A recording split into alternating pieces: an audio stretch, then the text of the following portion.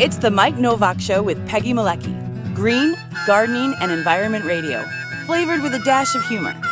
Welcome to intelligent, irreverent talk about plants and the planet they grow on. Your questions, comments, and participation are always welcome on Facebook and Instagram at The Mike Nowak Show and at Mike Now on Twitter. Good planets are hard to find. Temperate zones and tropic climes. And true currents and thriving seas. Wind blowing through breathing trees. Strong ozone and safe sunshine. Well, good planets are hard to find. Good planets are in demand. Brought to you by Bartlett Tree Experts. Every tree needs a champion. Go to bartlett.com. Jet streams, perfect air. And here they are, Peggy Malecki and Mike Nowak. Well, good planets are in demand. Right.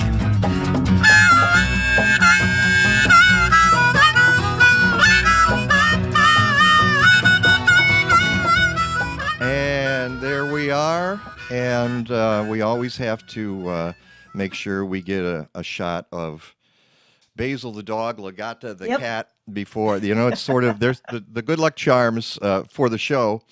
And good morning. How you doing, Peggy? Good morning. Great. Looking outside going, it's a steel gray day. It looks snowy. Yeah, it is just, we're supposed to have some snow, little bit, by Tuesday, I guess. Not much. I mean, probably won't even get it here. So It'll I'm be not the swirly stuff going around.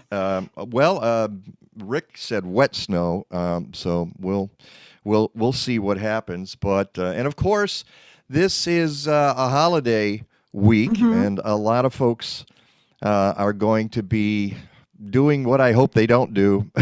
You know, I've been thinking about this. Like, I wanted to open the show, and I know folks are watching, and I can see you're on the Restream chat room, and Audrey is already up there. Your video is frozen, by the way. Oh no, it did that earlier. I might have to bring this back up. Oh my goodness. Okay, well, I'm not sure what's going on today because I'm probably not going to get it back unless I reset this. So, well, at least you're not making a funny face while you're frozen. That's a good thing. Why don't we get a camera here that's not frozen, and I can pop that up and see what happens. See, now I can see myself, and if I pop that into here, let's see.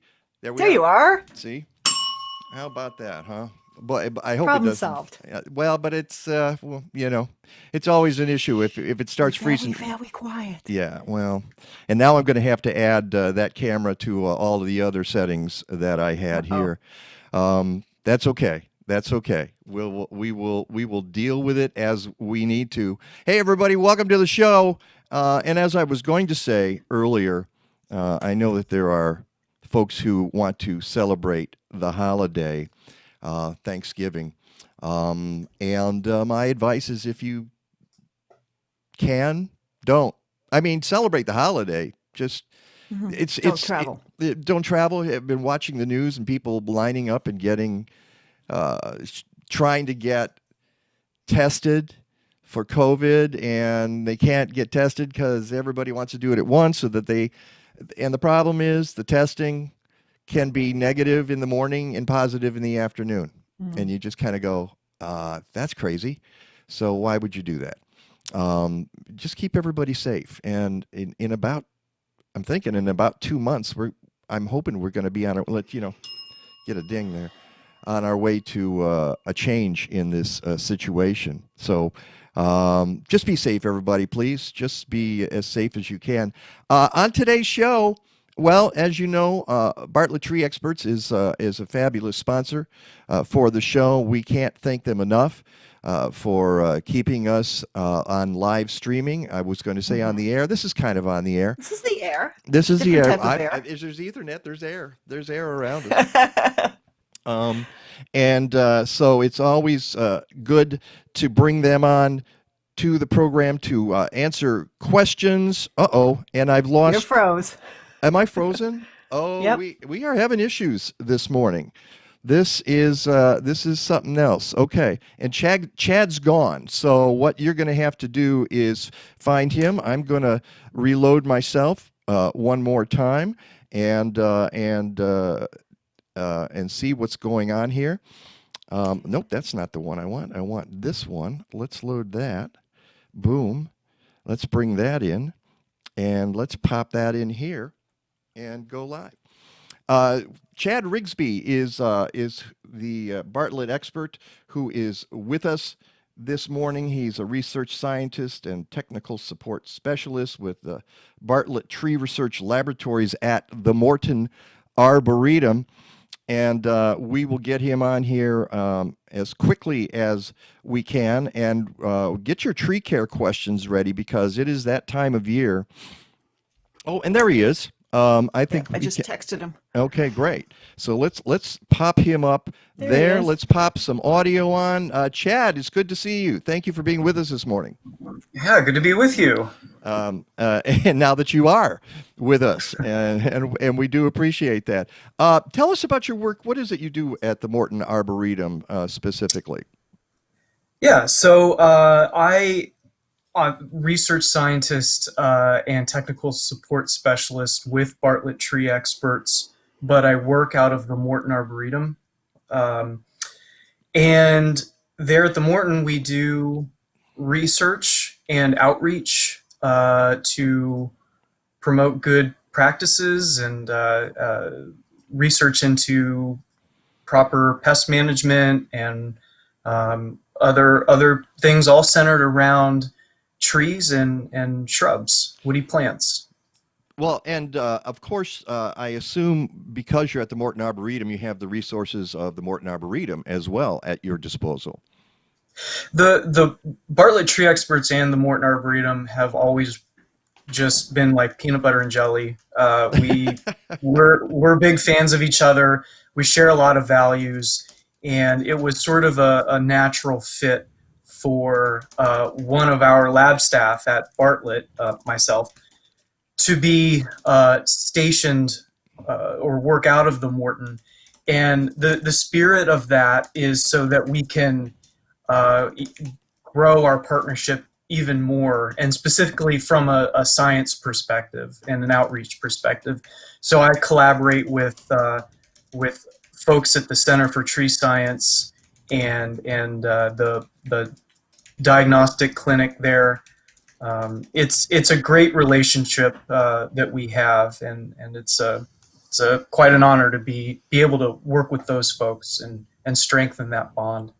Mm-hmm. Well, you sent me a ton of stuff when we said we need to talk, and Peggy's laughing because she saw the email as well, and I thought, well, let's talk about as much of it as we can. But now, what I'm going to do is I'm going to sucker punch you here, because you sent me all this stuff about the things you've been working on, and what I'm interested in is what in the last, say, month has come across your desk that you're saying, wow, this is really, really interesting. Because you sent me stuff about diseases, about drought, about saturated soils, and a few other things. But what's come across that's made you say, this is interesting and I want to study it more? So I think you're telegraphing your punches there a little bit, if I'm not mistaken. Oh, well, no, I wasn't thinking of that, but you know what? If you want to go down that road, that's fine with me. Okay. Let's do that. Okay, I know what you're talking about. And because Chad wrote to me the other day, actually Scott Jameson, also from Bartlett Tree Experts, said, Chad, you might want to discuss. Yeah, give Scott gets a ding. He's watching on Periscope right now. He's on Periscope. Good for him. Scott. Okay, hi Scott. And Scott said, well, what about light and conifers? And I said, Could you please explain what that is? So, Chad, let's talk about this because this actually is kind of fascinating. And I think one of our listeners in particular, our viewers, Audrey Fisher, is going to be really interested in this. So tell us about those studies. So the best way I can describe this is over the past year or two, the Bartlett Tree Research Laboratory has been notified of about a dozen cases at this point of instances where landscape lighting had appeared to injure specifically spruce trees, mostly Norway spruce and some instances of blue spruce. And so this was a pattern, and patterns are interesting. And so our lab began asking questions of what are the commonalities between these occurrences. First of all, is what is being reported to us actually real? We need to go and investigate and confirm these instances. And if they are real, what are the conditions that that generate these occurrences? And that has led to our interest in landscape lighting that is specifically LED lights that most of the time these are occurrences where this is hard to explain. Can you tell? Yeah. So when you walk up to a tree that is impacted by where this occurrence has happened, the injury to the spruce can be characterized as brown, dead, desiccated needles, dried up dead needles. And the injury pattern on the tree is exactly where the light shines from the landscape lighting. So our interest in landscape lighting, the type of lighting in all these instances was LED lighting. And so we're in the process now of trying to do experiments to basically see if we can replicate these types of injuries. What sort of distance from the plant do these injuries occur? What type of settings as far as the length of the time that the lights are on during the night? Are these lights on all night? Are these lights on only a portion of the night? What sort of color temperature these lights are? If you're familiar with color temperature, this is basically how bright white or how warm glow yellow the light is. So we're just in the middle of trying to wrap our heads around this and see if we can reproduce it and see if we can get hard data about these occurrences. That's interesting because and one of the things you mentioned in going back and forth is, okay, you're dealing with LEDs, and in the past there had been some research that indicated that when you had incandescents, maybe the heat from the incandescent light was causing problems on some trees, right? Correct. Yes. These instances where it's a non-LED light, where it's fluorescent or whatever, a lot of those lights generate heat, and those instances usually are fairly easy to dismiss as well.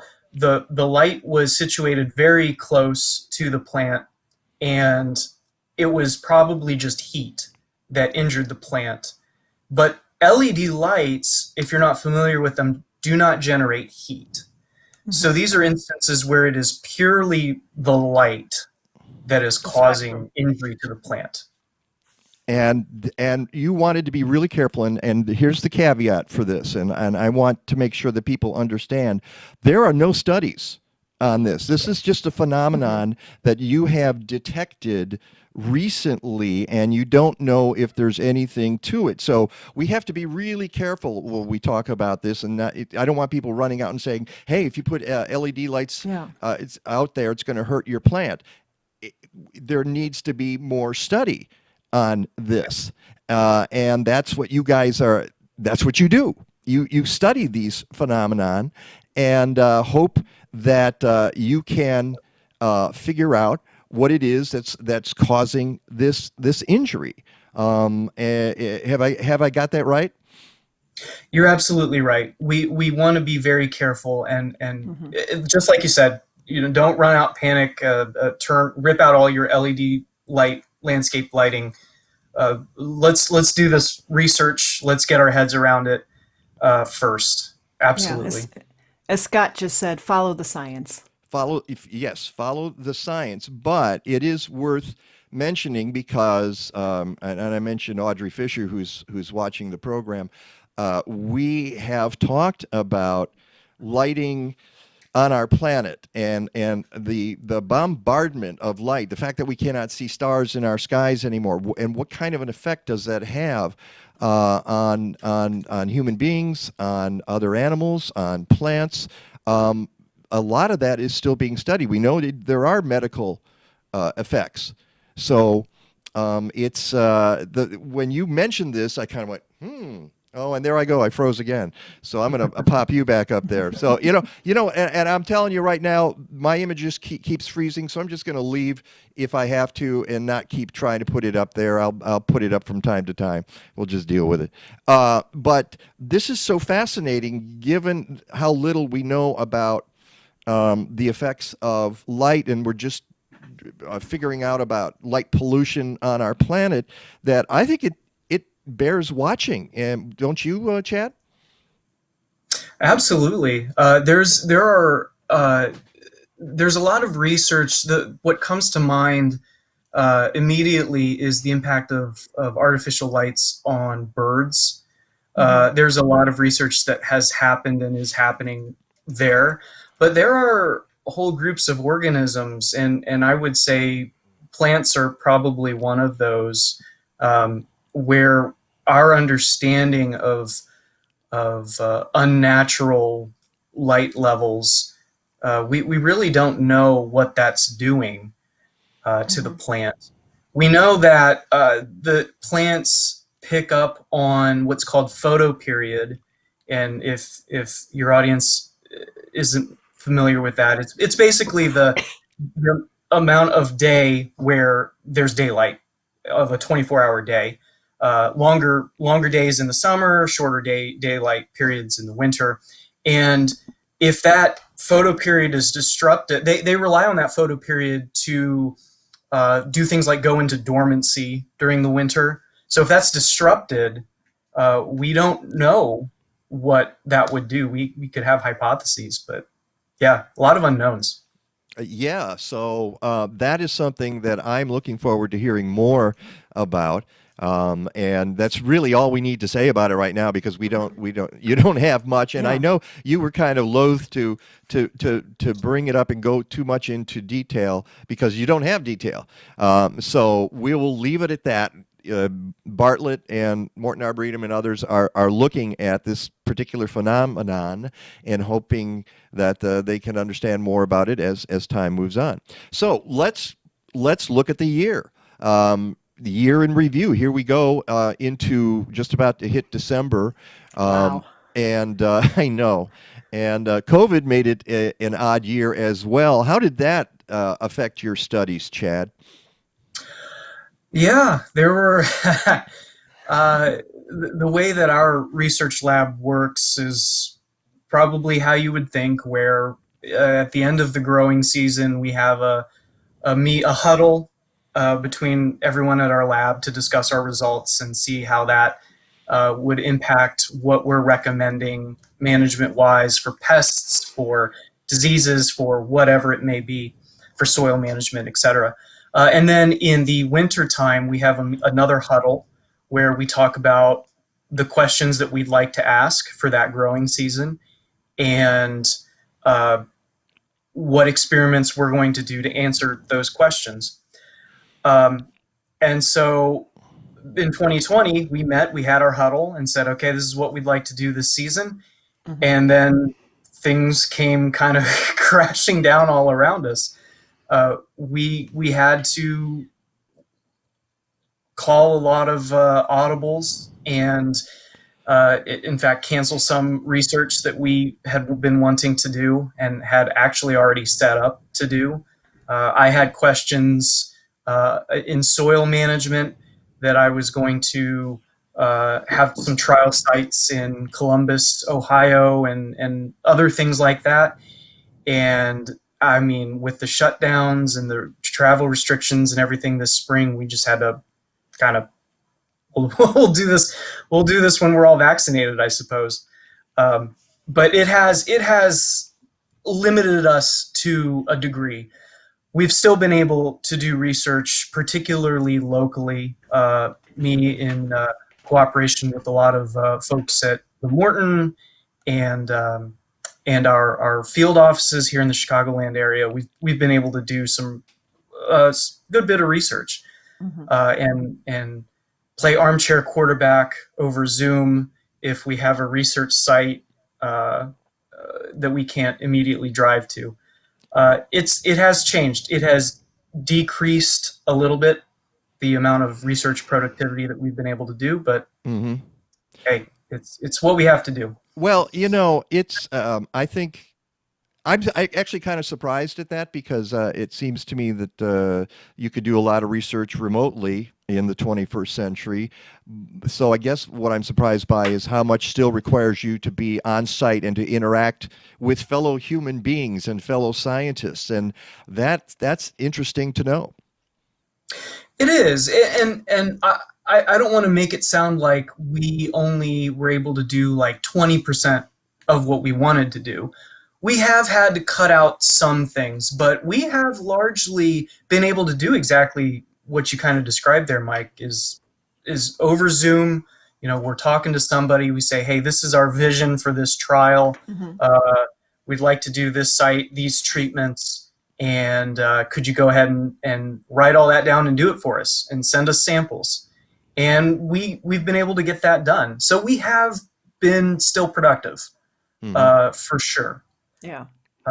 But yeah, there's some things that you still need to travel for.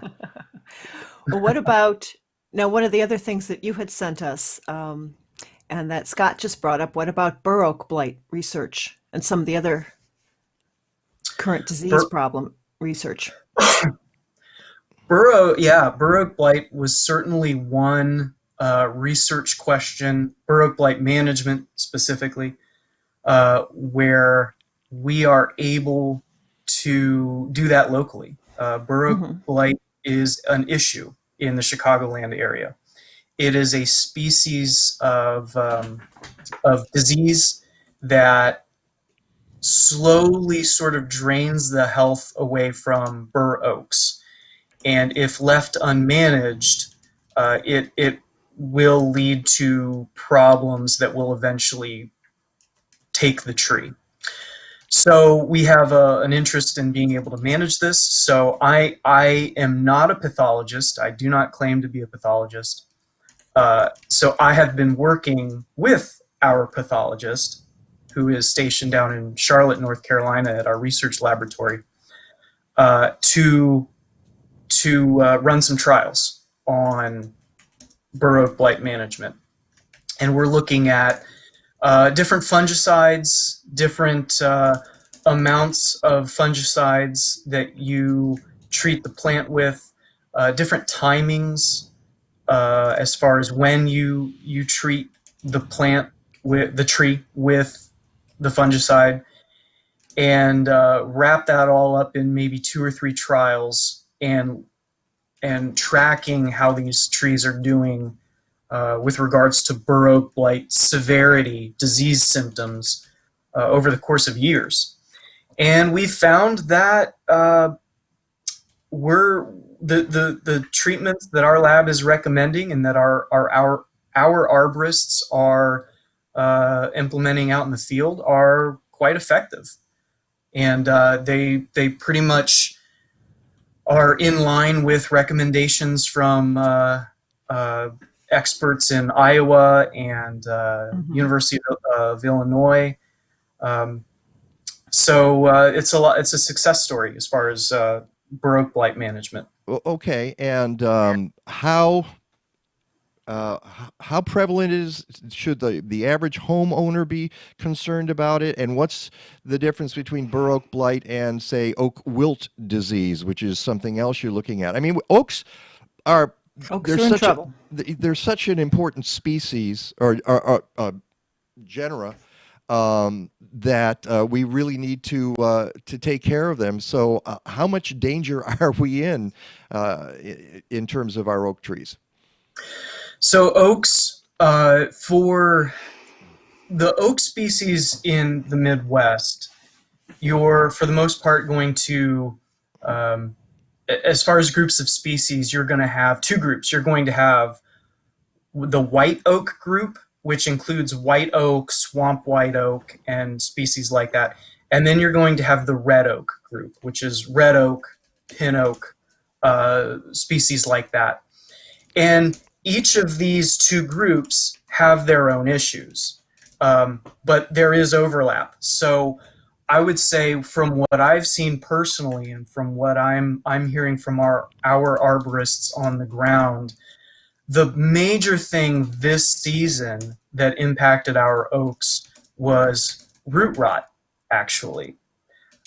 Oaks, regardless of the species, with maybe one exception of swamp white oak, because it's right in the name, swamp. Yeah. Oaks do not like to have wet feet, period. They don't like to sit in water. If they do, they are going to get, in all likelihood, root rot disease. And so that has really been the problem region-wide, not only in the Chicagoland area, but throughout the Midwest. And after you sort of step back from that massive problem of root rot, then you get into the group-specific diseases. Baroque blight affects Baroques. Baroques are in the white oak group, and concerning.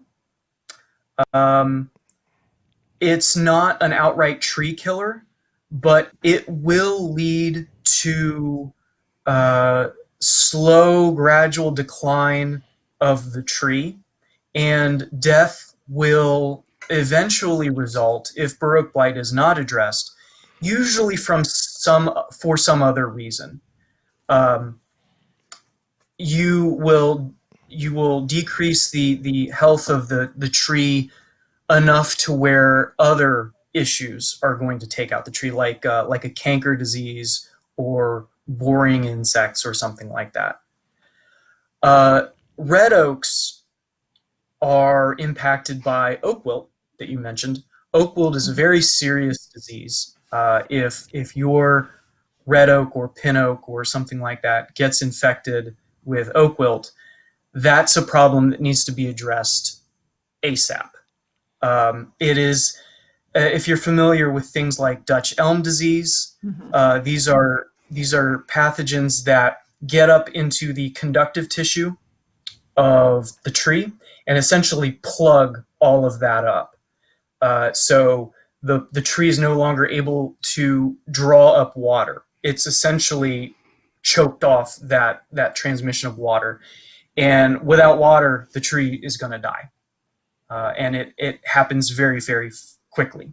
So lots of oak problems out there. And our oaks are really being hammered by the weather and the weather driving the prevalence of these diseases. Okay, well, we need to take a break. As you can see, I'm frozen here, but that's okay. As long as we've got the audio, that's all I care about. And we're talking to Chad Rigsby from Bartlett Tree Experts. Get your questions in. Yeah, we do have one. I'll give you a heads up on serviceberry. So. On serviceberry, what a wonderful plant. We'll talk about that when we come back. It's the Mike Nowak Show with Peggy Malecki. Please stick around.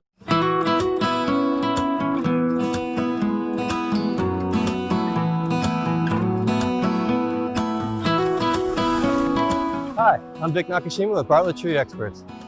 Let me ask you something. Have you ever considered having a professional arborist prune your trees? You and your trees will benefit from it, and I can show you why. Follow me. One of the more common reasons for pruning is the removal of dead branches. Now, in truth, with a little help from the wind, a branch like this would simply break off and fall on its own, but in a very uncontrolled way. And a branch this size falling from this height could be a very serious hazard. Our team of arborists, through pruning, will ensure that these branches make it to the ground in a safe way. Stand clear. All clear. When necessary, we can use ropes and rigging gear to control branches once they're cut, protecting anything of value that might lie below. You'll notice that when a branch simply breaks off on its own, it usually leaves behind a stub. And it seems harmless enough, but this is actually now an impediment to the tree's natural process to close over that wound. By making a precision cut, an experienced arborist can expedite that process, shielding this site from pests and decay.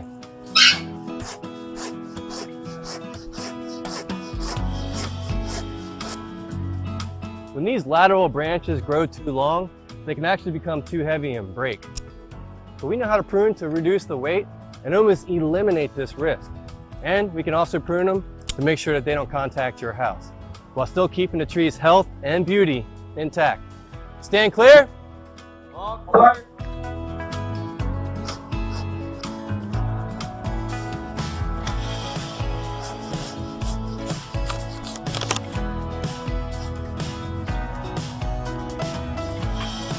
Worried about your tree blowing over in the wind? We can selectively remove live branches so that strong winds will pass through your tree's canopy more easily.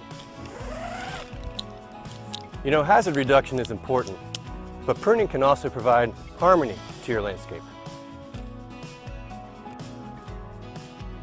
These lower branches are blocking the sun and shading out this garden, and the lawn is suffering as well. By pruning these branches, we can raise the crown and achieve the goal of sunlight. It may surprise you to know that Bartlett Tree Experts also specializes in the pruning of ornamentals.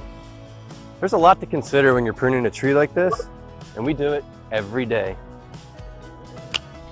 So, whether it's fruit trees, shrubs, young trees, or mature, Bartlett Tree Experts can provide all your pruning needs. This is what it is. All my basic ladies, it's our time to shine because the weather's getting crisp and chilly outside. There's no need to fear when fall is here because pumpkin spice latte is always near. Roll up to my Starbucks looking so fly. All Okay. these people know I live Had to throw that in for the Oh, season. my. Oh my! Yes. Oh my God. But I also I had to play that the Bartlett spot for a couple of reasons. One of that was so interesting. We played that last week, and I got such a great response from folks who Yeah. said, "I didn't know that. Did you see that guy? What he was doing?" Ron Cowgill was so impressed. He said, "I was watching the commercial. I never watch commercials. That was really interesting." So They did a great job with that. they did. And Chad, I want to know, can you go up a zip line like that the way he did? Just sort of, man, that he is pretty nimble up there in the tree. My fat, out of shape butt could never do what he did. Absolutely not. Oh my goodness. We're getting feedback from somewhere. Yeah, we're getting a little bit of feedback here. The property values this again in the news the other day, Smithfield, in North Carolina. What? Oh, you know what that is? That is our friend. I believe that is our next guest, Jessica Chipkin. So that's my fault. Let's Okay. turn her off. Like- It's like, okay.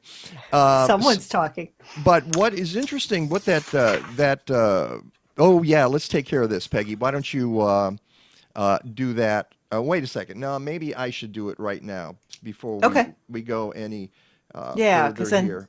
I'll read the other one when you're switching. We got to take Rick care. later. Speaking of taking care of some business here, if you've ever wondered what regenerative agriculture is, you should sign up for Forefront Ideas in Food and Farming, the final season for 20 the final session for 2020 is on December 13th. It's called Regenerative Agriculture, Details of a Profitable Journey. Nationally recognized North Dakota farmer and rancher Gabe Brown stands at the forefront of the regenerative agriculture movement. He is perhaps best known for helping to introduce the concept of cover crop cocktails as a key strategy for jumpstarting soil health and nourishing soil biology. Gabe is a farmer, rancher, author, and healthy food system advocate. After 4 years of hail and drought, Gabe and his family took a broken, degraded, and unprofitable farm, and by following nature's principles, regenerated it into a healthy, profitable farm teeming with life. The Forefront sessions are free online via Zoom, but you need to sign up. Go to mchenry.edu/forefront to register and check out upcoming events in December and January and February of 2021. That's mchenry.edu/forefront. And I am totally frozen again. That's okay.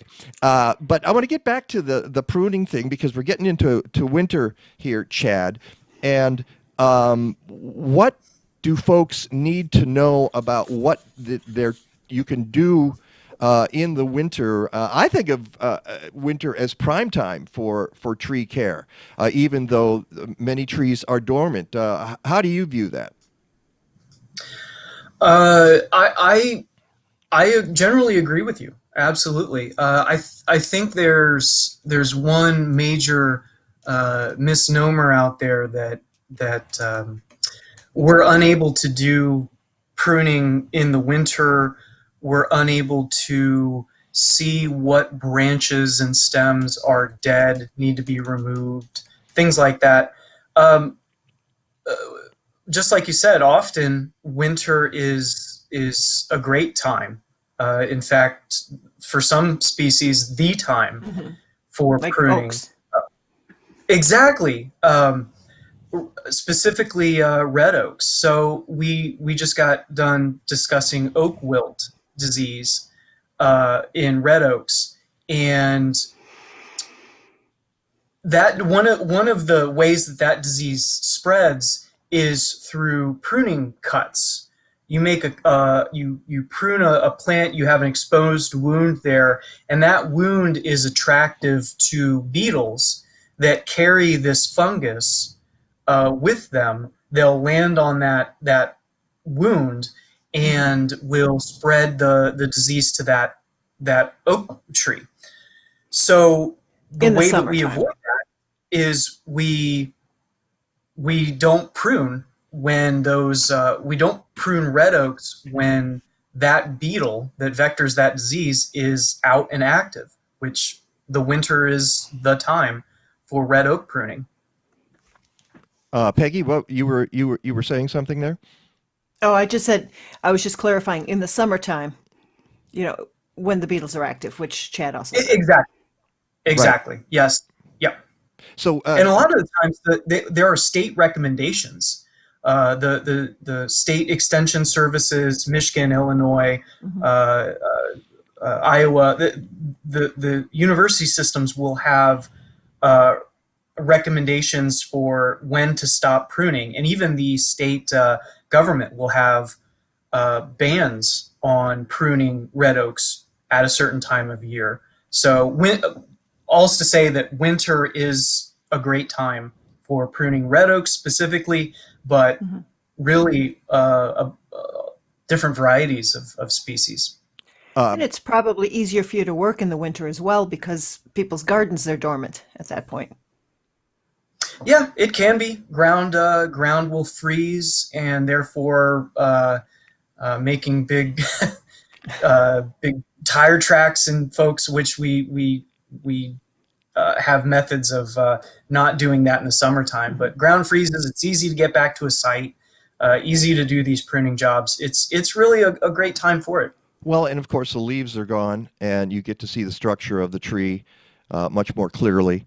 What's the other species that you shouldn't be pruning, that you wait till the winter to prune? You were talking about oaks.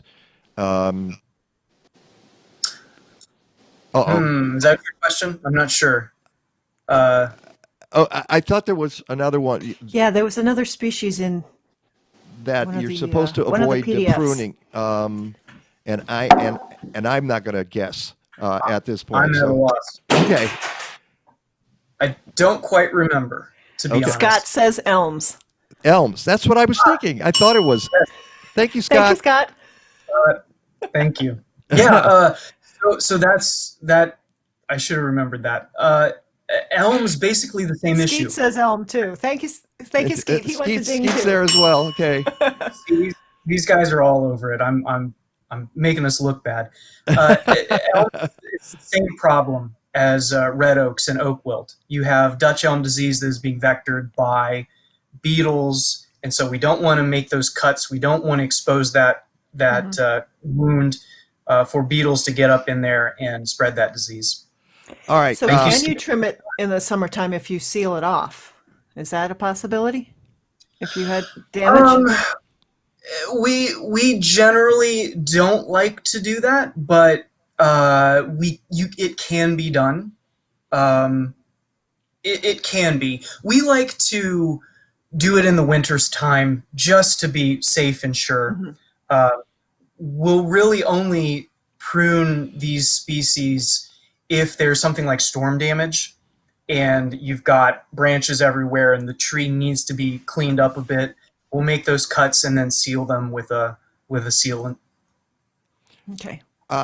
Okay, but getting back to winter, because we're heading into winter, and you talked about the advantages of working on trees in winter, but there are things that can happen to your tree. You can get winter injury on your trees and shrubs. What are some of the things people need to look out for?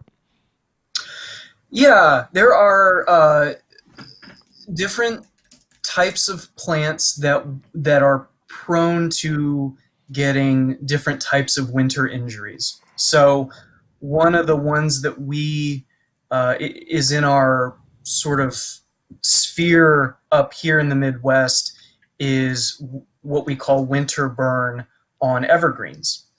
And these are species like boxwood, like conifers, spruce, and things like that, where these plants are exposed to cold, drying winds during the wintertime, and it will actually injure the plant by just bombarding it with wind and essentially drying out that foliage and turning it brown and crispy. That is one type of winter injury to be on the lookout for. Another one that we occasionally see are called frost cracks. And keep in mind that a lot of winter injuries or early spring injuries, these injuries on woody plants that are associated with cold weather are really because of changes in temperature, sudden, major, and drastic changes in temperature. So frost cracks are an example of that. And these what exactly is a frost crack? A frost crack is literally a crack, a wound that looks like a crack in the bark, usually on probably the main stem of, like the trunk of a tree. And there are some species that are prone to frost cracks. The one that jumps into my mind immediately is red maple. They're pretty prone to frost cracks. And again, it's this sort of these oscillation of freezing and then warm, and then freezing and then warm. And by the way, Chad Rigsby from Bartlett Tree Experts, and you can go to Bartlett.com. I realized we should mention the website too if you want somebody to come out and take a look at all these issues that you might be seeing. In addition, but you mentioned that the cracks are caused by sudden changes in temperature, which we have had none of at this point, and it doesn't even look like. This has been a warm one. Last year at this point, we had snow, we had frozen temperatures. Just amazing stuff, and it's been very different this year, hasn't it, Chad? Yeah, this has been I would say, a fairly warm fall for us in the Midwest so far. But yes, these most of these winter injuries are like a frost crack are the result of sudden drastic changes in temperature fluctuations. In the case of frost cracks, it's where the constriction and expansion of the bark eventually leads to a crack. And there are species that are prone to frost cracks. One that comes to mind immediately is red maple. There are you can have damage to foliage in the springtime if we have a late frost or freeze. So be on the lookout for things like that. If you're seeing any irregularities, and one of the obvious ones is snow and ice load, especially here in the upper Midwest. If we have an ice storm or a snowstorm, we could have branches and stems breaking. So just things to be on the lookout for in the wintertime. Yeah, that's a really important point, is that, and not all folks are going to be able to deal with that. If you've got a mature tree, obviously there's not much you can do about a snow and ice load. What happens is you have a shrub or a smaller tree and people want to help out. And sometimes that's more dangerous than just leaving the tree alone, isn't it, Chad? It can, yeah. A lot of these species, especially if it's a native species, I mean, they have evolved to deal with our winters and our conditions up here. So these plants are hardy. They'll be able to handle it and tough it out. We can come out there with a little hair dryer and dry off the ice, but no.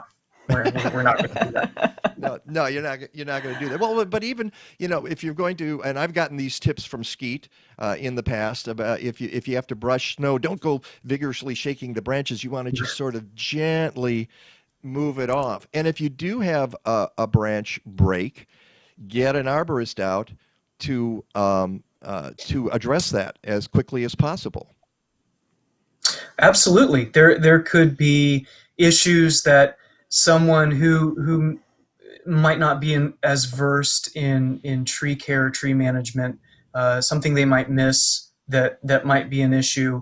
Have an ISA certified arborist. Obviously, we'd love for you to call Bartlett, but we know we're the best. But call an ISA certified arborist to come look at your tree. Well, and I say that too. I laugh about it because you guys are a sponsor of our program.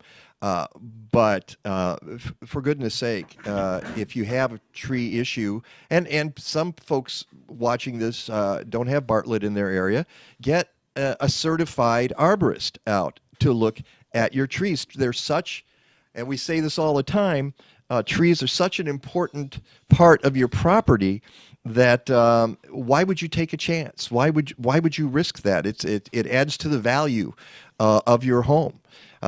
So get a certified arborist out there. Go ahead. No, you go, Chad. I am with a tree care company that I have stood on folks' property with an arborist and actively talked people out of removing trees. Because we're thinking about the whole picture. We're thinking about the trees that are going to be removed, the trees that are going to stay there, the value of the property. We're looking at your property and you as a unit there. Mm-hmm. And hey, if it's in the tree's best interest and the landscape's best interest not to remove those trees, I'm going to talk you out of it. And I think that's great, because I think one of the things that happens is that too often people think the simplest thing to do, let's just get rid of the tree. And there was an issue, and I've talked about this on the show before. A couple of years ago, I was speaking to a garden club, and they were asking me about tar spot. And a woman had removed some silver maples simply because they got tar spot. And they didn't know what to do. And I said, well, that's a little extreme, don't you think? And that's the kind of thing you're talking about, isn't it, Chad? Absolutely, yeah. That's I'm glad you did that. Talking them out of that. Tar spot is one of those things, and a lot of foliar diseases are not going to, in themselves, bring the tree down. It's not going to kill the tree. But yeah, I mean, and the value of these silver maples that are being removed to the property, I mean, trees add a lot of value to properties. People like mature, large trees for shade, for a variety of reasons. So we need to try and take care of them, and not just remove them if we don't, they're causing a few sticks to land in our yard or causing a few acorns or something. Well, yeah, and sometimes honeydew. You get insects in your tree, and you're parking your car under it, and it gets honeydew on it, and they think, well, the tree's got to go. Well, maybe you shouldn't be parking your car there. Maybe that's a simpler solution. The honeydew can be addressed as well. I mean, we can have our cake and eat it too here. Absolutely. All right, we have just a couple of minutes here. Do we want to get to questions or talk about things like let's get a couple of questions here, Peggy. Okay. So one question, I'll start in reverse order because it's from the same person. Do you prune dwarf weeping mulberry? Oh boy. I mean, one can do anything they want. Mulberry should you? It depends. It really depends. It depends on what your goals are, how you want that plant to look. One can prune that plant, but I would need to know more as far as what this individual is looking for, what goals they're trying to achieve, things like that. And these are conversations to have with an arborist. Then her other question goes back to the serviceberry. This is from Kathleen. She says, mine is not looking too healthy. Is my soil perhaps too much clay? Any tips to remedy? Serviceberry can tolerate clay soils, but it really prefers the coarser textured soils, loam with maybe some sand in it, and it does prefer acidic soils as well, which we don't have in the Midwest. It's funny, we talk about our great soils here in the Midwest. They're actually not that great for growing woody plants. There are a few things.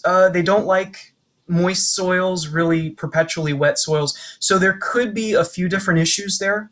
We would want to come out and inspect it and look at what sort of situation we're talking about, what sort of symptoms of decline or whatever that we might be seeing. We could hone in on a management strategy for that plant. One more thing is Boxwood Blight. You mentioned that has become very prevalent. Personally, I think too many people grow boxwoods, but that's just me.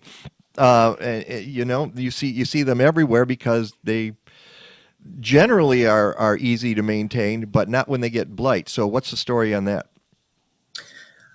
Well, Mike, as far as taking a position on whether people should plant or not plant boxwood, I'm not going to take I'm not going to take necessarily your side, but nudge, nudge, wink, wink.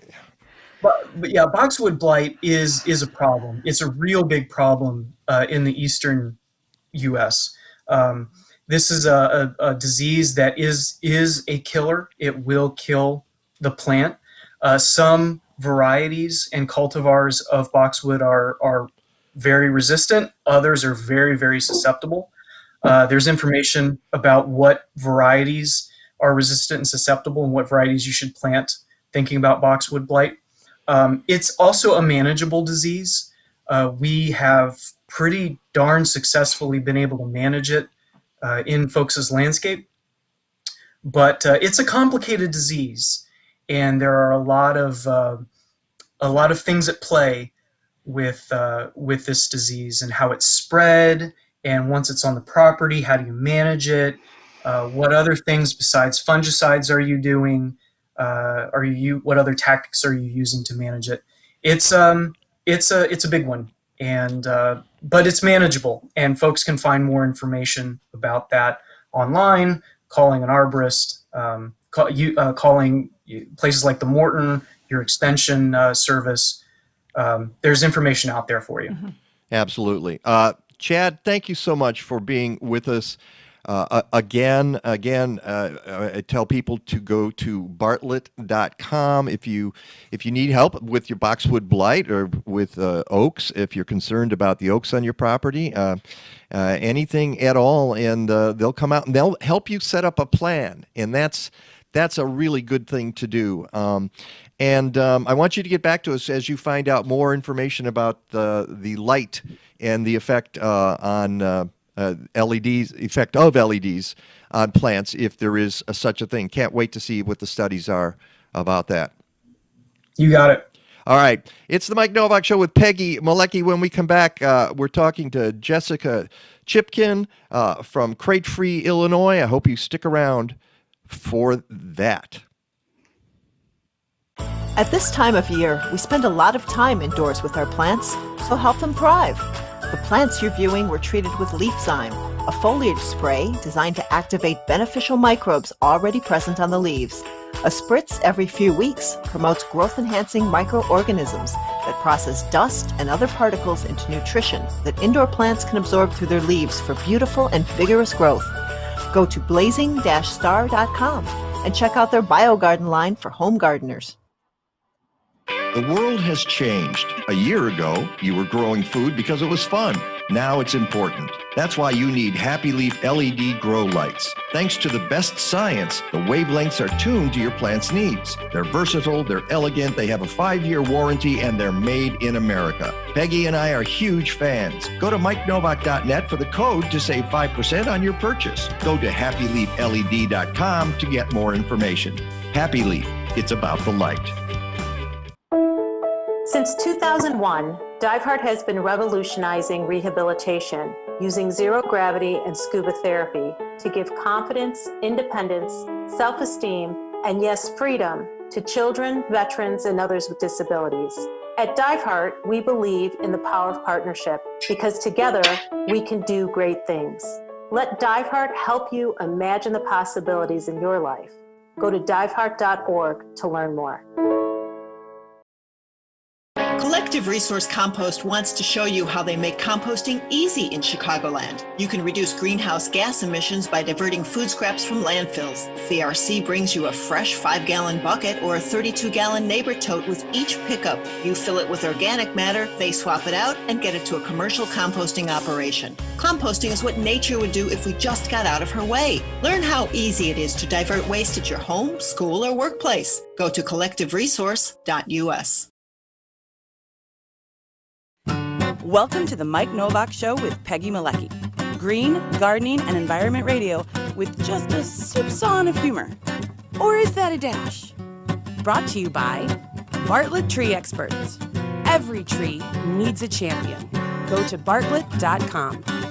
Here they are again, Peggy Malecki and Mike Nowak. All I need is good food to eat and make me healthy, wealthy, wide awake. Lettuce, tomatoes, rutabagas. What about those sweet potatoes? All I need is good food to eat. All I need is good food to eat. All I need is good tools to make me music for. At this time of year, we spend a lot of time indoors with our plants, so help them thrive. No, that wasn't what I wanted. Okay, hang on a second. Oh, dear. No, I had the other screen you up. got gremlins over there today. The screen started to come up, and then it didn't. And there we go. And you're frozen again. Oh yeah, I don't even care about that anymore. Let's just leave that photo up there and bring in our guests here. On your right at the bottom of the screen, Jessica Chipkin from Crate Free, Illinois. Hi, Jessica. Hey, how are you? Good morning. And your bird is with you somewhere on the premises, isn't she? Yeah, she's behind me. She might photobomb. I hope she does. She just come flying in. Well, she usually lands on my head. So with clients and Zoom meetings, I've become very popular. So you might hear her. Yeah, hopefully. I'm counting on it. That's really what I want. I know. And Tyler Lobdell is on your left there from Food and Water Watch, and you're streaming in from Boise, Idaho. Is that right? That's right, Mike. Thanks so much for having me. It's a pleasure. Well, I'm thinking of the last time that I saw you guys, and I was talking to Jessica about that. And Peggy, you were the smart one. It was March 11th. Excuse me. I was working the tech from the background. That's right. She was working the tech from the background, but there was a live event that we did. It was The best one in Chicago. Yeah, it was the Chicago's first factory farmed animal welfare town hall. And of course, it was just as COVID-19 was making its presence felt. And as I mentioned to Jessica earlier, I was lathered up in hand sanitizer, and holding microphones for people, and just thinking, wow, this isn't going to happen again for a long time, and it has absolutely been the case. But your work has to continue. In fact, Tyler was there. You were there as part of the panel, and you came in from Idaho, and in the meantime, Jessica, what have you been working on? We're going to get to Tyler about a bill that's been introduced in Congress that is very, very interesting. What's been happening on the Illinois front here, Jessica? Well, on the Illinois front, we've been really concentrating. We kind of laid low during the summer because I think a lot of people and businesses and organizations were kind of figuring out how to adjust to our new reality. So we were kind of just laying low. As you know, Mike, we started a campaign with Aldi and gestation crates last year. So we were just kind of waiting till things got a little bit better, and they did in September. So we rebooted that. Plus, we launched another campaign targeting Costco and their policy on gestation crates. And so we have been focusing more on the retail campaigns right now. And I'd love to go into a little more detail about each of them. But first, Mike, if it's okay with you, I'd like to give a little context for what we're doing with these. Absolutely. Absolutely. Yeah, because I know a lot of people, there might be some of your listeners who haven't heard me talk before or don't know much about Crate-Free Illinois. So I just want to pop a level, if I may, and talk about the kinds of environments that these animals are raised on. These are the animals that supply the food on the shelves of stores like Aldi, the big grocery chains, Aldi, Costco, Jewel. These are the animals that produce these food, and these animals are bred and raised on, in the business, they call it CAFOs, concentrated animal feeding operations. We call them factory farms. You'll probably hear Brody any minute now. There's a lot to dislike about the factory farms. Worker issues. There was actually an article that just broke a few days ago about Tyson officials and executives taking bets on how many people would get COVID. I mean, we've all read this summer about slaughterhouses and industrial farms being COVID hotspots. They destroy the environment and local communities. Again, there was a big article, a biggest settlement ever with Smithfield, and a rural community in, I think it was North Carolina.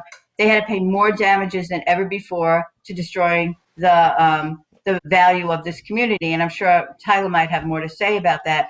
So, but at Crate-Free Illinois, we concentrate on the animal welfare issues. These facilities operate with one principle: pack the animals in to maximize the number of animals per space to produce massive amounts of pork at the cheapest price possible. So that's really the foundation, the animal welfare perspective, high level.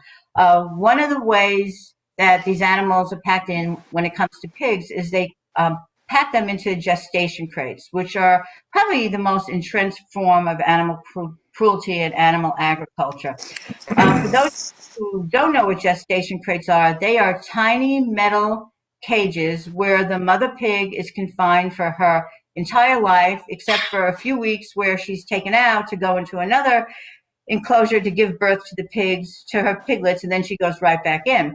I'll give you an example about how bad gestation crates are. Let's say your neighbor has a dog, and the dog is you notice the dog is locked in a crate that is so small, the dog cannot turn around. The dog can't stretch its legs out to lie down. And it stays that way 24/7, month after month after month. That would be animal cruelty. And that person would be breaking the law, and there would be repercussions. On a factory farm, this is business as usual. And there's two ways to fight this. There's legislation, and 12 states have banned the use of gestation crates.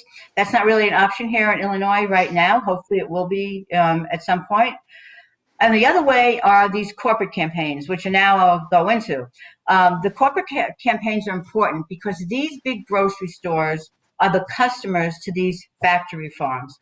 And it's up to us, the consumers, we do have power, we're the customers, to let these stores know that we don't approve of this practice, and we want to buy, if you eat pork, you want to be able to buy more humanely raised pork.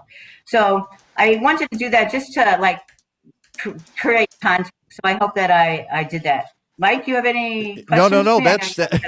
Well, I always have questions, and I'm sure that Peggy does as well. But a lot of us tend to think of Costco as one of the good guys. All right, because they have worker-friendly policies and other policies that make you that are better than some of the other grocers out there and big box stores out there. So in terms of their policies with regard to meat, it sounds like they're kind of in the same place as everybody else. Is that the case? No, not really. Costco actually, I think, ultimately is a good guy, and they are actually ahead but there's a little bit of a catch that's kind of subtle, which is different than Aldi.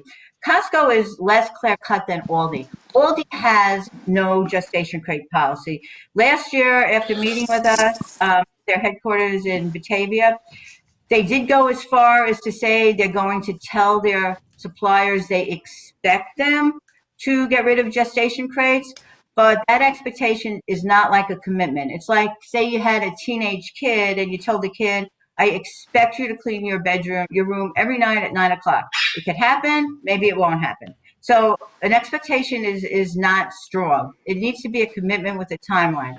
Now, Costco actually has made a commitment to get rid of gestation crates from its supply chain by 2022.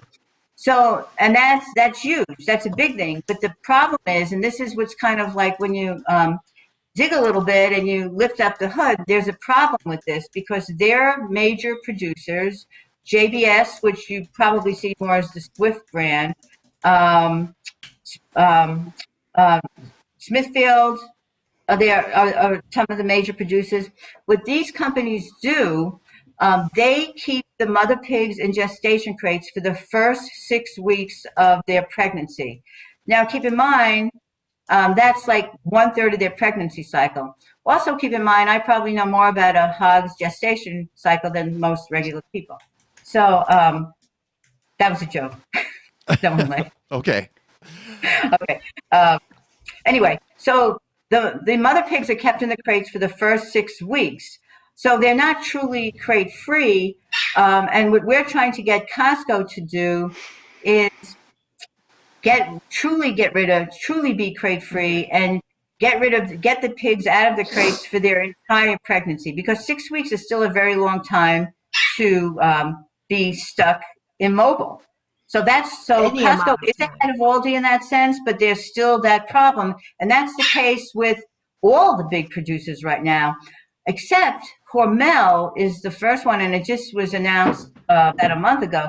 Hormel is the first big producer that actually who agreed to be totally to get rid of putting the pigs in crates for the first 6 weeks. So that becomes more significant, especially in California, because California has this big major law that's going to be kicking in 2022 that makes it, and Tyler, you might want to jump in on this. We know it as Prop 12. It's actually called the which is a Prevention of Animal Cruelty Act, I think it's called.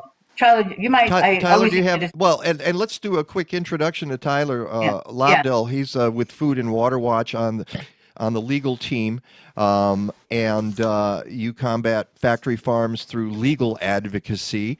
So tell us a little bit about, we'll get to the Farm System Reform Act. What do you know about the California bill?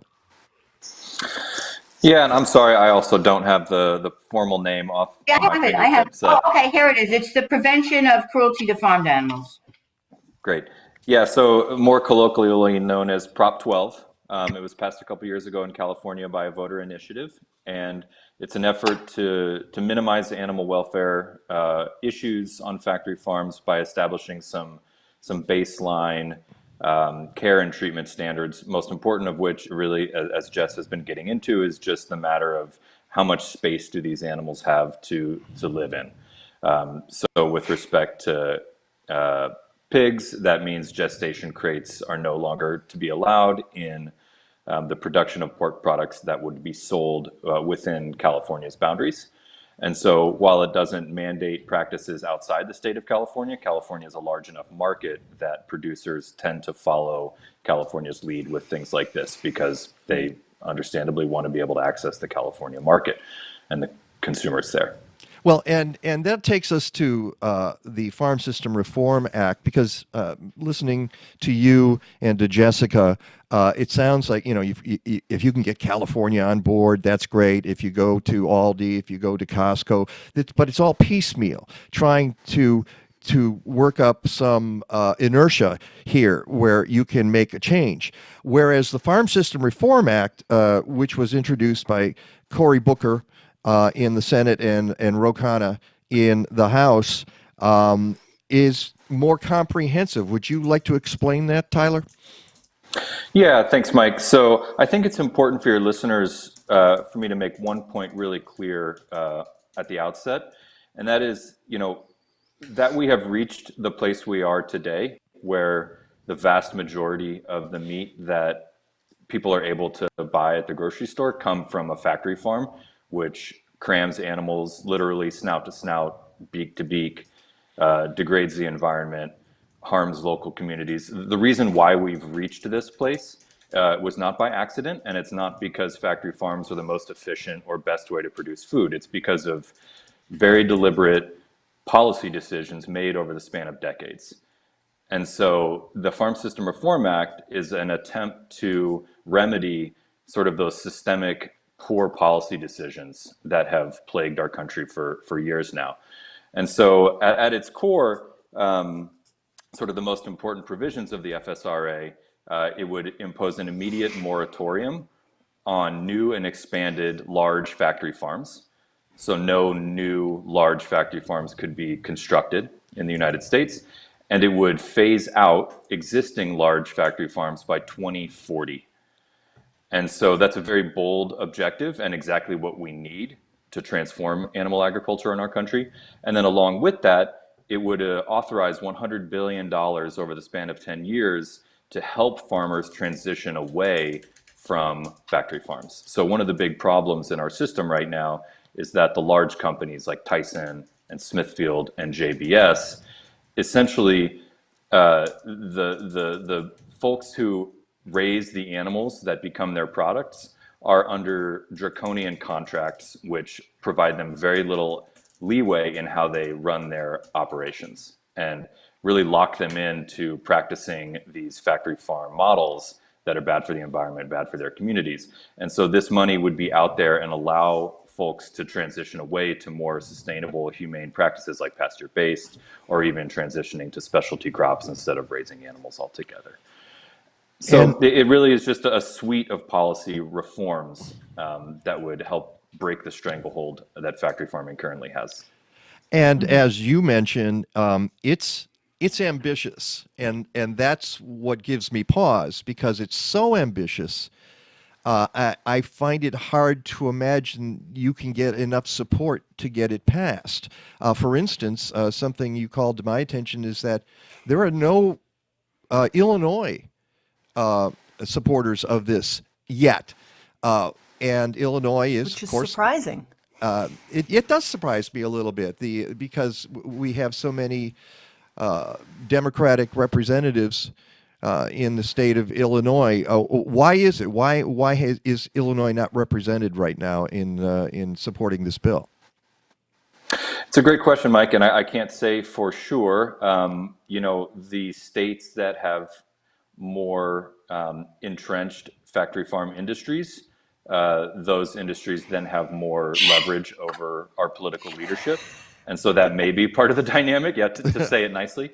The birds chiming but in. I think, She's think, right here. Honestly, this is like a cue to your listeners that if this is an important issue to them, it's really critical that folks reach out to their representatives and say that you want them to support this bill. That's really what will push folks to do so. In terms of it being so sort of bold, I think the important thing to recognize is that this is even part of the conversation today. 5 years ago, 10 years ago, you would have been laughed out of the room to even suggest that a bill like this would be brought to the floor. So the fact that this has 22 co-sponsors in the House, and the fact that it has very prominent senators, Senator Murkey, Senator Elizabeth Warren, Bernie Sanders have all co-sponsored, is huge.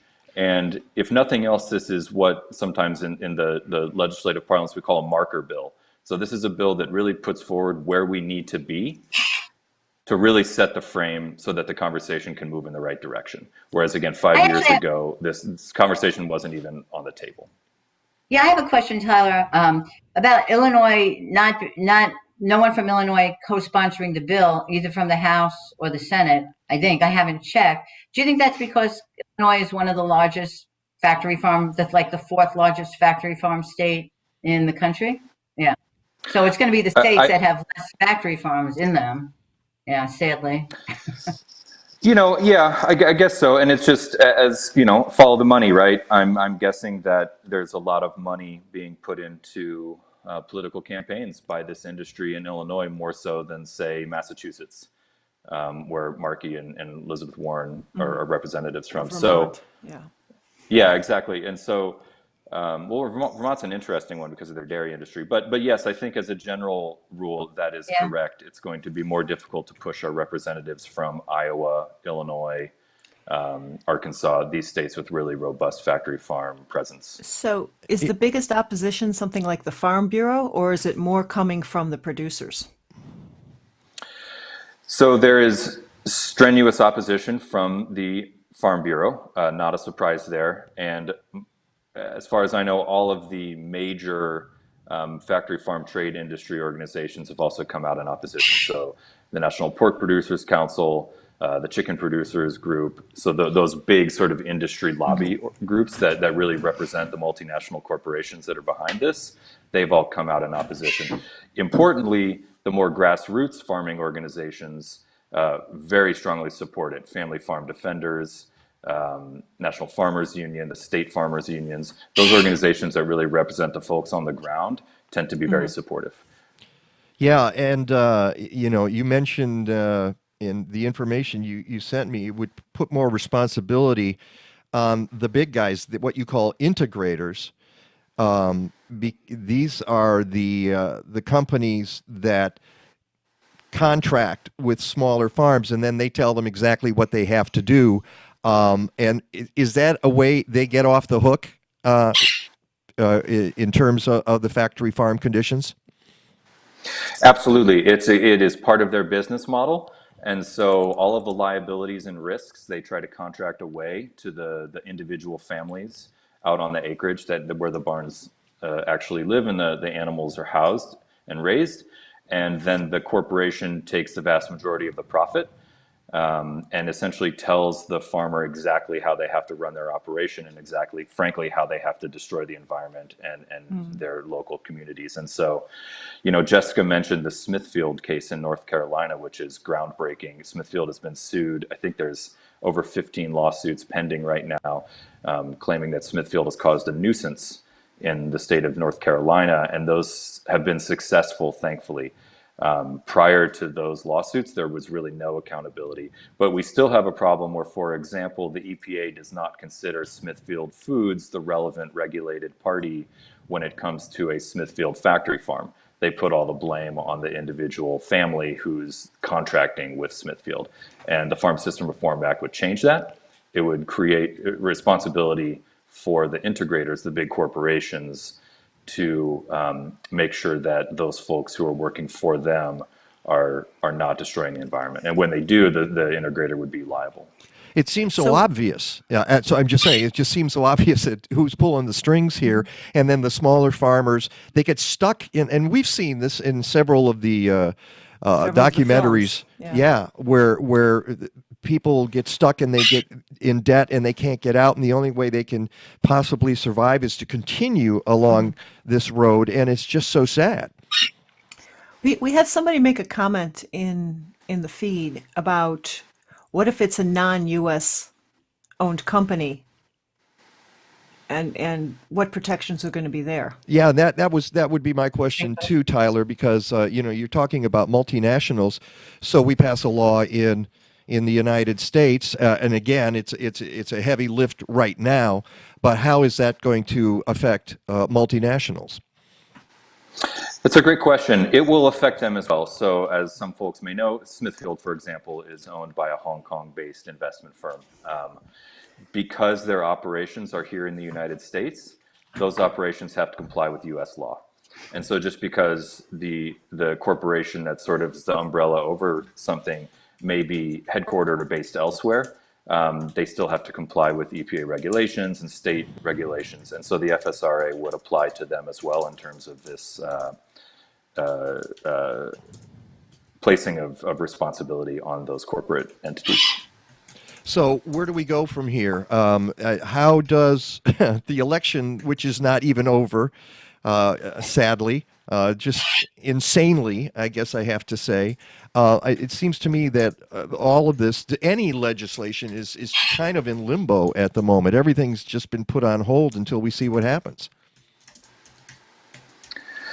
Sure. I mean, this really just comes down to people power.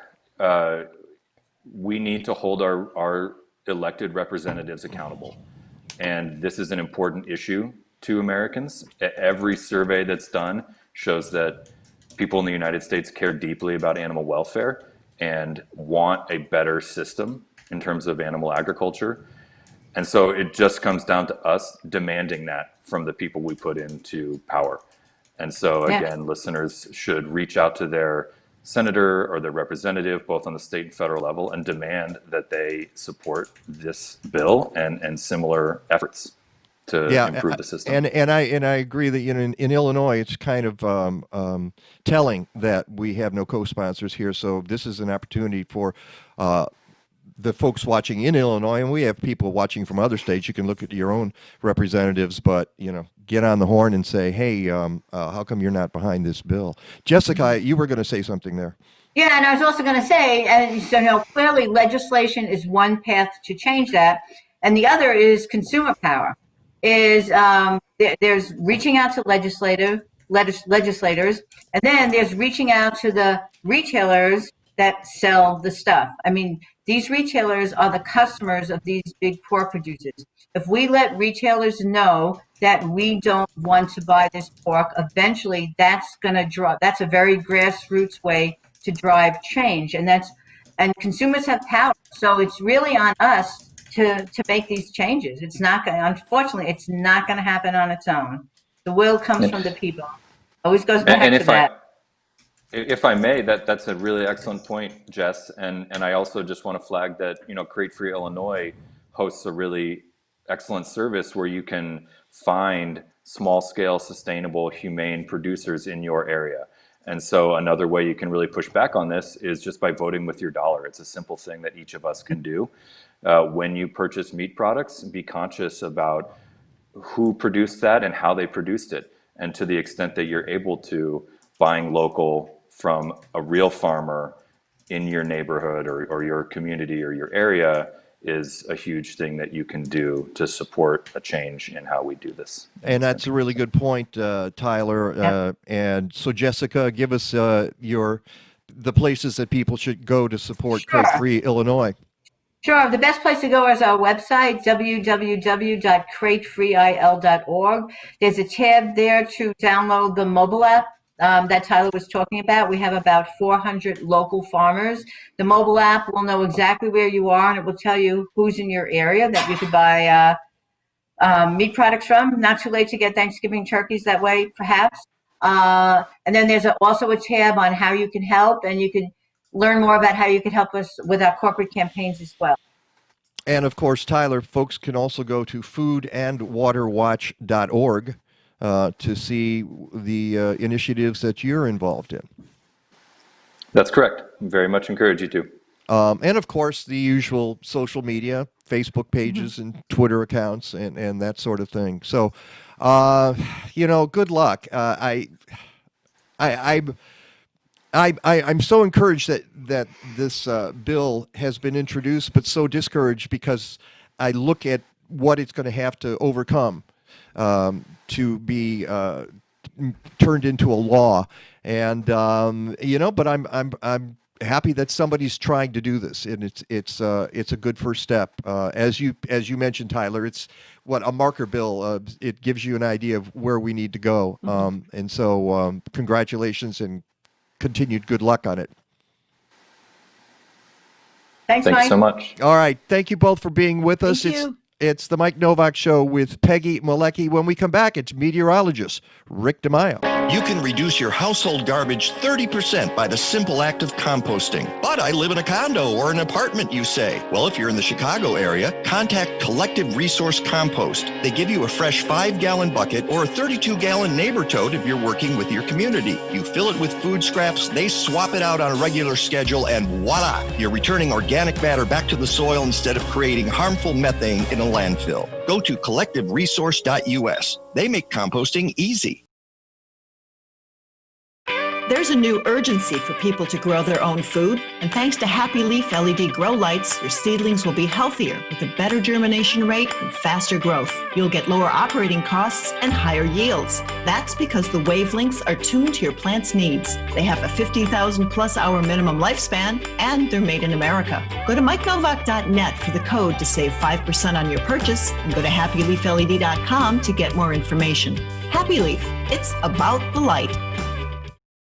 At this time of year, we spend a lot of time indoors with our plants, so help them thrive. The plants you're viewing were treated with Leafzyme, a foliage spray designed to activate beneficial microbes already present on the leaves. A spritz every few weeks promotes growth-enhancing microorganisms that process dust and other particles into nutrition that indoor plants can absorb through their leaves for beautiful and vigorous growth. Go to blazing-star.com and check out their BioGarden line for home gardeners.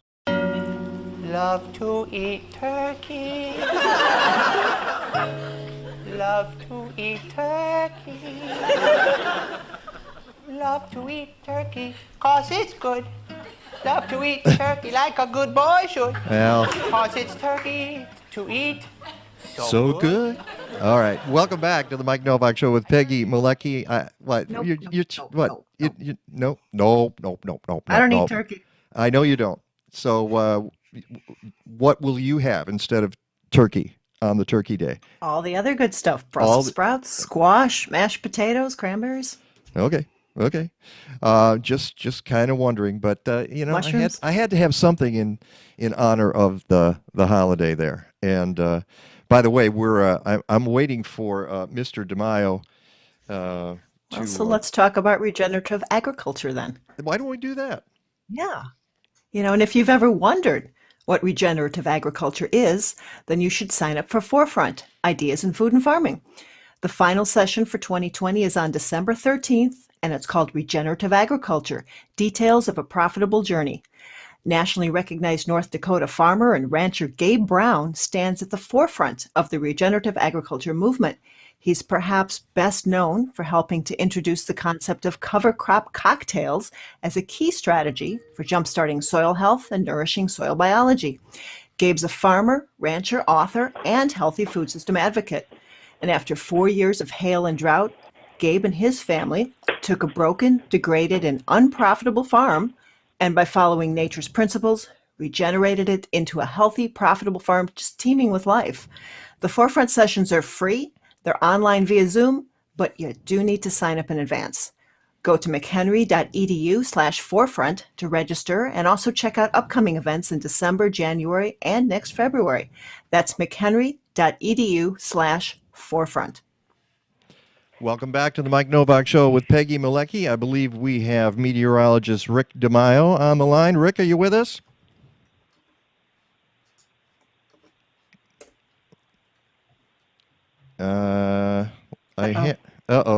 Not again. I will have to, because I saw his audio there. But I'm not hearing him either. Well, there's something there on the Skype phone. I will text. All right. Oh, Rick. Oh, I'm hearing Rick. Are you with us, Rick? Uh-oh. Oh, no, not again. Not this thing. I'm texting. And I've got the setting up here. Well, I'll tell you what I'll do. If I have to, I'll just call him and we'll do the workaround that somebody suggested a couple of weeks ago. Should I tell him that? Yeah, I'm going to tell him. I'm just going to, tell him to hang up, and I'm just going to give him a call. Okay, and we'll do it the hard way, because there's something here that's not working. So, as a matter of fact, I could probably hang that up.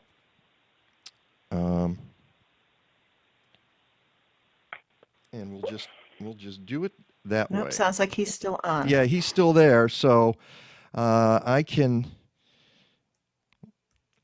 need to hang up on him.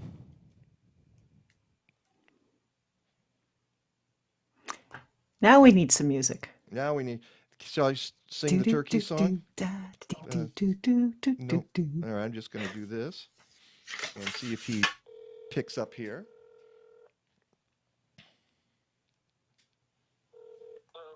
Hey, Rick, we're going to do this the hard way. So I've got you on the cell phone here because the Skype doesn't seem to be working again. So we're going to have to resolve that. So you're here, you're live, and let's talk. Yeah, sounds good. Well, the first thing I want to say, Mike, is as the Beatles and John Lennon told us years ago, turn off your mind, relax, and float downstream. He is not dying. He is not dying. And I refer to that to Donald Trump. He's not dying. He's not conceding. So turn off your mind, relax, and float downstream. There you go. Can you turn up the volume on Rick just a little? I'm doing the best I can. I'm not sure I can. I will do that. All right, we'll just pop that. So thank you for the words of wisdom there, Rick. Appreciate it. Thank you, John. Hey, we're coming up on John Lennon's 80th birthday, so perfect timing. It is shining. It is shining. So that's the other side of it, meaning that surrender to the void that Trump is providing us, and the part that's shining is eventually on the 20th of January, we'll have Joe Biden, Kamala Harris, and a whole bunch of other smart people back in the White House, right? And science. And science, as Peggy says, and science. So...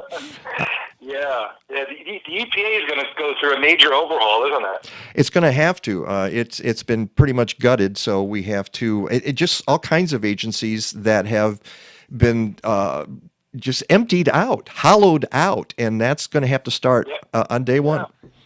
So, and one of the things that I sent you was a great New York Times article. Hopefully, you can share that with your listeners. Was that one of the persons that is the top candidate for the EPA, and also I should say the Department of the Interior is a Native American. Wouldn't that be terrific? That would be excellent. That would be absolutely a good thing. So I got an email the other day, as I sent you. It was a Washington Post story about the Polar Vortex, and as you explained to me, and I knew it from reading the story, because if you read the story, they say there is a polar vortex. It's there. It's always there, and you said that at the same time. It's just not breaking off into chunks and coming our way anytime soon. It's staying strong up north. Right, yeah. And the thing about it is the polar vortex, as we refer to it in the field of long-range forecasting, PV, it generally is up at about 30 to about 40,000 feet up in the atmosphere. There's a top part to it, which is connected to the stratosphere, and there's a bottom part to it, which is connected to the upper levels of what's called the troposphere. The troposphere extends all the way down to the surface of the Earth, and that's where we live. We live in the troposphere. Matter of fact, the word tropo means to turn over. So the bottom part of the atmosphere is always turning over. Whether or not it's getting the lower level part warmed and moist or the upper level part cooled and dry depends on the tilt of the Earth, the position of the Earth in relation to the sun. Obviously, we're talking about seasons at that point. But every once in a while, you may have bits and pieces of energy from the tropics that are related to either hurricanes, tropical cyclones, or typhoons that move far enough north that actually disrupts the polar vortex. So oftentimes when we talk about these series of hurricanes or gigantic typhoons that come out of the Western Pacific, move far enough north where they can actually tap into the bottom of the stratospheric polar vortex, that'll actually disrupt the overall circumnavigated wind speed around the North Pole, pinch off a piece of that cooler air, and if it happens to occur over a large landmass, you can get pretty darn cold.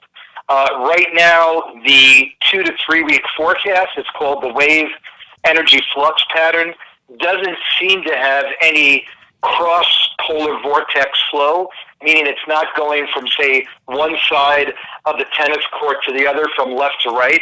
It's going basically from tennis player to tennis player. So in other words, the ball continues to go over the net from the standpoint of long volleys. And as long as you have these long volleys going around the polar vortex, you basically keep all the cold air bottled up across the northern hemisphere, I say across the North Pole. Every once in a while, you'll get some sort of small feature, like a large mid-latitude cyclone that happens to what we call, what's the best word I'm looking for here? It overperforms. Sometimes we'll see those happen every once in a while. You can get that either with the El Nino pattern, where you get huge amounts of moisture and huge amounts of thunderstorms drive northward, or you can get these, large, typhoons coming off the Pacific that kind of undulates the flow. And those are the things that meteorologists have gotten pretty good at looking at beyond like 3 to 4 weeks in what's called a deterministic forecast. So deterministic basically means you're determining what the weather is based on the trend of observations. What we used to do in the past, which was you would do more probabilistic forecasts, which was if you look at ocean patterns and El Ninos and La Ninas, you would say, 66 out of 100 times this happened, therefore there's a 66% chance of it happening again. And I think we're kind of getting away from that type of forecasting, only because we're able to observe more of these, longer trends, or I say longer time scale trends, and we're getting pretty good at it. The only thing that kind of makes them a little bit more difficult is when you get either a strong El Nino or a strong La Nina, because once you begin to get the tropical signals mixed in, whatever changes occur, the changes tend to be pretty significant. So even though we're under within, I should say, a strong La Nina pattern, La Ninas only look at, and El Ninos only look at ocean temperatures within 10 to 15 degrees on either side of the equator. That means there's a large part of the ocean that we're not looking at. But if you look at areas of the North Pacific right now, they're really, really warm. So that warmer body of warmer, I think Peg alluded to it a couple of years ago, the warm blob, is kind of overcompensating, and I should say compensating, first overcompensating second for the La Nina. That's one of the reasons why, so far going into the second half of November, we have seen only a brief period of cold weather develop. Nonetheless, the cold weather that we had was pretty significant, and it happened at the beginning of the month. Now you're getting into the second half of the month, and all of a sudden it's warmer than normal, and you're like, okay, so whatever happened at the beginning of the month has no relevance on the rest of the winter? And yeah, the answer to that is yes. So in short, the polar vortex is there. It's expected to remain somewhat stable between now and maybe the first week of December, and maybe not until the middle of December do we see us breaking part of that polar vortex down and getting a little bit cooler. But until then, the pattern should remain relatively at or above seasonal norms. And one of the things, as you mentioned, that we're in the warmer period, I was looking at some forecasts, and I have to tell you, we've had let me put it this way, we've had a freeze in my yard, but only something. Oh, yeah, but only something. I still have things flowering too, yeah. Yeah, Peggy says she still has things flowering. I have things that are growing.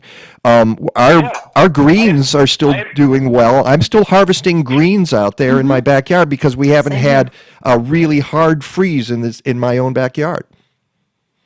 Yeah, and I think it's important to point out that even though we had a hard freeze, it hasn't been like two in a row. So even if it was one in a row or a singular event, the warmer weather that we had has been able to regenerate the soil. So yeah, even on my third floor deck, I have green plants still doing well. I have geraniums that actually went through another bloom on my front porch, and it's amazing. And here it is, the end of we're looking at Thanksgiving this week, and I don't know how many people remember, but do you guys remember the weather 2 years ago on the Sunday after Thanksgiving, 2018? Do you remember what we had around here? I don't believe it was very good weather. I mean, Facebook will pop that up. we were under a blizzard warning, Mike and Peg. Okay. We had 8 to 12 inches of snow from O'Hare northward into the northern suburbs. It was mainly 3 to 4 in the far south suburbs. But we basically had a heavy snow with high winds and sleet and freezing rain, and we were under one of the first blizzard warnings I could ever remember over Thanksgiving Day weekend. And even though it's in the 40s today, and we had a nice couple of days this week, we had 66-degree weather on Thursday, which was phenomenal. A little bit cooler during the day on Friday, but nonetheless, we've had enough of these warm days where even though we've been cold, the overall warmth has actually won out. So yeah, this is one of the benefits of these really bizarre, highly variable patterns that we get into this time of the year. And I see us getting into another spell of low to mid 50s, maybe during the day on Thursday for Thanksgiving. Yikes! Now, where do we stand with moisture? Because that makes a difference too. If we're still warm and root systems are still active, they can still absorb moisture. And if there is not a lot of moisture, then you have to start paying attention. Yeah. Well, so far for the month, we are at 0.6 of an inch of rainfall, and I think all that came basically in one day. Normally, we're about 2.5 to 0.2 of an inch, so we're about 1.5 inches below normal. So we're definitely below from that standpoint. And then you look at the overall yearly value, we're at 35 inches for the year. Normal is 33. But if you really look at it, Mike, since about the beginning of July, we're way below normal from a standpoint of you look at July, August, September, October, November. The last 4 months, we're probably about 50% below normal. Wow. So without a doubt, those top 3, 4, 5 inches of soil have really dried out. And that's one of the reasons why we probably had that nice of a fall, because the leaves got nice and crinkly there, but then everything is now blown off. But yeah, we're definitely below normal moisture-wise. We'll probably make that up a little bit this week. Nothing real significant, but it definitely seems that the shortage of moisture has been not only growing here in Illinois, but also growing in the Midwest as well. Yeah, and you sent another drought map, and it looks like things really are just not changing at all in terms of drought conditions across the country. No, and in fact, they've gotten probably worse. Because if you look at areas out across the northern Rockies into the central Rockies, they have not gotten anything in the way of any significant precipitation, even though they did get some mountain snows. But again, that kind of stuff basically evaporates or sublimates. And I was looking at a couple of interesting discussions out of some of the ag agencies down in central Illinois. And, you know, this time of the year, you can look at dry ground in two different ways. You can look at it, A, from a standpoint of, wow, you can get a lot of field work done, right? Because as long as you're not trying to get into that soil and the ground is either saturated or compacted, this type of weather actually enables you to turn over the soil 2, if not 3 times. And, you know, I go up into Wisconsin once a week, and I'm amazed that I drive through those areas in southern Wisconsin. I'm like, wow, it looks like they overturned their soil again because they were able to. The bad thing, obviously, is we need some of the rain. So these farmers know that if they can get that soil, you know, overturned and get, you know, maybe 3 or 4 inches of that topsoil either aerated or you get some good rainfall, which gets that down into the 4, 5, or 6 inch depth there, they're doing it. So again, it's all about knowing how to take advantage of this time of the year. I know that a lot of lawn services, tree services, this is the time of the year they're doing their pruning. They come out, they do some of the aeration. And again, if you could do aeration and get it down, you know, 2, 3, 4 more inches than you did the year before, that benefits you going into the winter season with any sort of rainfall. It's going to get down into that subsoil moisture. So in one regard, we're dry, but in another regard, you take advantage of it for what it gives you. And I think any gardener knows that you're not going to get the perfect conditions year-round. Whatever Mother Nature gives you, you take advantage of it. And a good gardener and a good farmer will know how to take advantage of whatever's out there at that particular time. Yeah, yesterday, Kathleen and I went for a walk, and I noticed that all over the neighborhood, people are working on their homes. I saw roof work, I saw window work, I saw siding work, and so I asked Chad Rigsby, who from Bartlett Tree Experts, he was on the show earlier, and I meant to ask him on air, and I forgot to do it, but I asked him whether you could still plant a tree. Let's say you've got one, you had it in a pot, you needed to do something with it. Could you still get it in the ground? He said you probably could at this point because the soil's warm. Yeah, and again, not only is the soil, you know, warm, but it's also dry. Whatever you're trying to do from a standpoint of getting that spade in there, it may only need 1 or 2 kicks with your foot as opposed to maybe 3 or 4. Yeah. All right. Well, why don't you give us a forecast here, and we'll wrap this up. All right. So right now, 42 degrees officially. Normal high for this time of the year is 45. We're currently running about 8 degrees above normal for the month, which is amazing considering this time last year we were running literally about 12 degrees colder because we were literally about 6 to 7 degrees below normal for the month. Again, right now we're running 7.7 degrees above normal.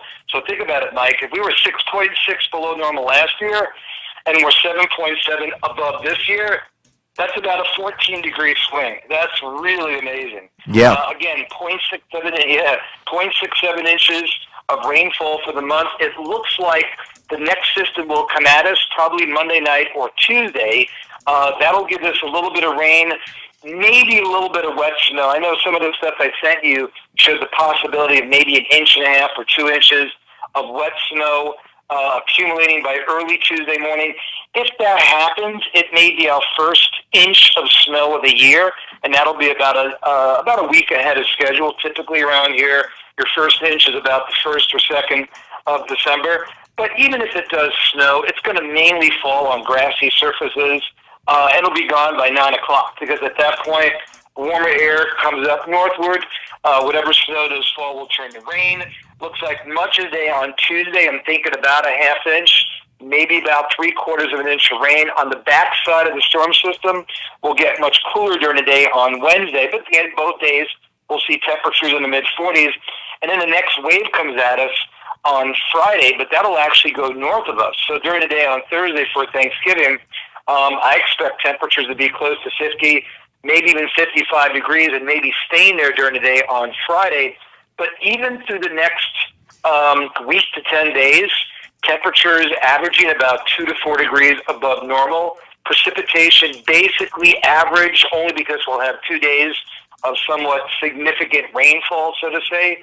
So by the time we talk again next week, which will be, the 29th, getting to the end of the fall season and the end of November, we'll probably be finishing up the month about 7 degrees above normal and probably about 1.5 inches of precipitation. So it'd be nice to get a couple more days of significant rain before we head into the month of December. But still, September acted like August. October acted like September, and November has been acting like October. So I would not be surprised if the month of December acts like November, and we're still talking about maybe the first significant snow around here, not until about the 10th or 15th of December at this point. All right, and I will remind people, if you planted a tree this year, make sure it's watered in well, and if you got evergreens you're concerned about, as Rick said, we've been pretty dry the second half of the year. Even though we're getting normal moisture right now, that means it's still a deficit for those plants if you put them in the second half of the year. Rick, thank you so much. We'll talk to you next week. Have a great Thanksgiving. And happy Thanksgiving, Mike, to all your listeners. And same to you. Be safe. Thanks, man. Bye. Bye. All right. So there you have it. Yeah, I've got to get out and do some watering today. Well, we'll get some, as Rick said, soon, and we'll see what happens. So I think let's just make sure here that I think we're ready to do this. So let's do this. Okay. Thanks to everybody who was on the show today. Chad Rigsby from Bartlett Tree Experts, Jessica Chipkin from Cruelty, Illinois, Tyler Lobdell from Food and Water Watch, Rick DeMaio. Thanks to Kayla out there. Thanks to Kathleen upstairs and downstairs and all over. She's working at her indoor farm right now. Thanks to Legata. Thanks to Basil. Yeah, okay.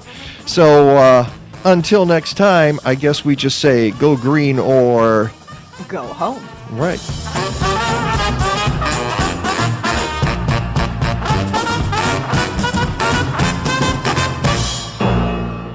Stadler?